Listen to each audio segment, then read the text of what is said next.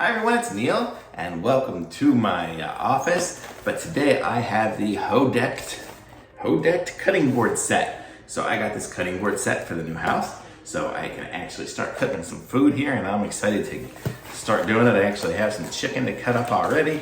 Gonna make some chicken tonight, so I got some cutting boards to cut on it. So let's check these out and see what kind of quality we've got at these. So that's everything in this box, and this is what it looks like. You get looks like there's 4 of them in the set. And it comes with a little block to put them in. Let's see what we got here. And here. So this is the little holder for it. So I'm guessing they kind of just go in there. So you can put 1, 2, 3, 4. Exciting.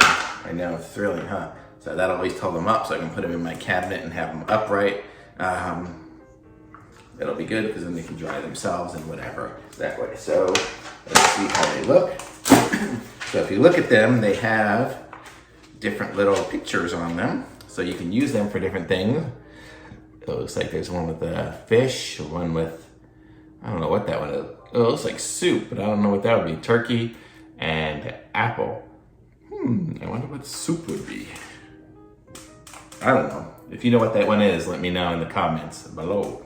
But let's see how these look. So they're definitely made out of plastic, but they're pretty rigid. Seems pretty good. I'm sure with a knife, if you use a sharp enough knife, it's gonna cut grooves in it. But it's nice. It's got the little drip edge around the edge. So if you're doing something that's gooey and juicy, fruit or meat or something like that, it's not gonna drip off the edge.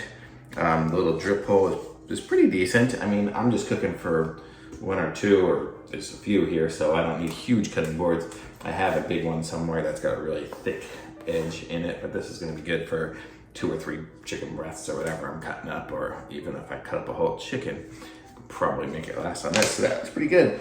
Well, actually that one's for fish. This is the one I'll use because this one's made for chicken.